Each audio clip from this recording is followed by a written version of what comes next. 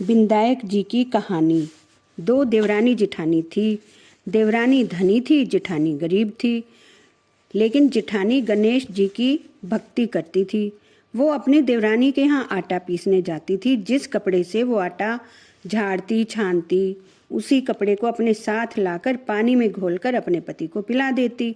एक दिन देवरानी के बच्चों ने देख लिया और अपनी माँ से बोले, ताई जी अपने आटे का कपड़ा लेकर जाती हैं और घर जाकर पानी में घोलकर ताऊ जी को पिलाती हैं। तो देवरानी ने जिठानी से कहा कि हमारा आटे का कपड़ा घर पे रखकर और हाथ धोकर जाया कर। तो उसने ऐसा ही किया। वो कपड़ा रखकर और हाथ धोकर चली गई। घर जाने के बाद उसके पति ने आटा घोलकर देने को कहा। तो जिठानी बोली, आज तो उसने आटे का कपड़ा भी रख लिया और हाथ भी धुलवा कर भेजा है। तब उसके पति ने गुस्से में आकर उसको पटड़े से खूब मारा और वह गणेश जी को सिमरते सिमरते मार खाकर सो गई। तो गणेश जी उसके सपने में आए और पूछने लगे, क्यों सो रही है?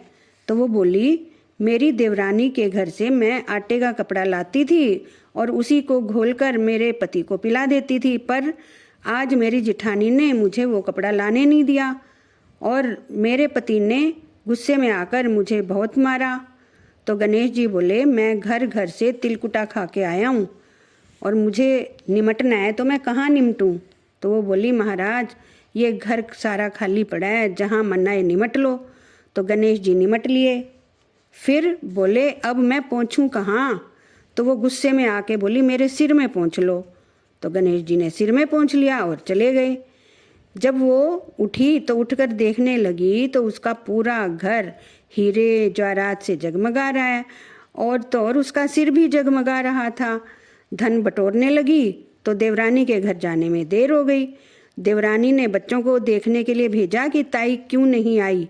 तो बच्चों ने उसके घर आकर देखा और घर वापस जाकर अपनी माँ को बताया कि ताई जी तो खूब धन बटोर रही हैं।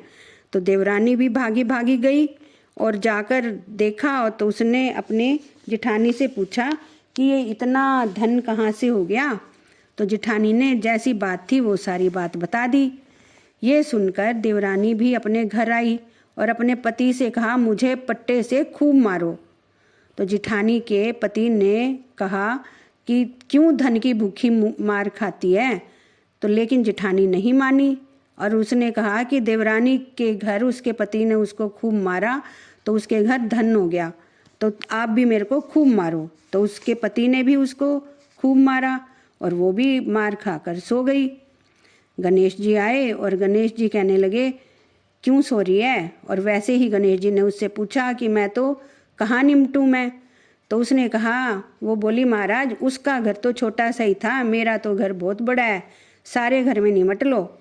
तो गणेश जी सारे मकान में निमट लिए। फिर बोले, पहुँचूँ कहाँ? तो वो बोली, आओ महाराज मेरे सिर में पहुँच लो। तो गणेश जी ने उसके सिर में पहुँच लिया और अंतर ध्यान हो गए। फिर जब वो उठी और देखा तो पूरा घर गोबर कूड़े से सड़ रहा है।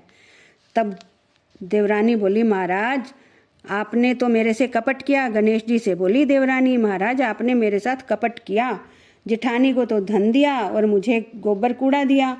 तो गणेश जी बोले, तूने धन की भूखी ने मार खाई और उसने धर्म की भूखी ने मार खाई थी। तो देवरानी बोली, महाराज आपकी माया समेटो, मुझे धन नहीं चाहिए। तो गणेश जी बोले, पहले तेरे धन में से आधा धन जिठानी को दे, तब समेटूंगा। तब देवरानी ने आधा धन अपनी जिठानी को दिया। तब गणेश जी ने अपनी माया समेटी। हे गणेश जी महाराज, जैसा देवरानी को दिया ऐसा किसी को मत देना, जैसा जिठानी को दिया वैसा सबको देना। कहते सुनते हुंकारा भरने वाले और अपने पूरे सारे परिवार को देना। बोलो गणेश जी महाराज की जय। कोई भूल चूक हो तो क्षमा करना।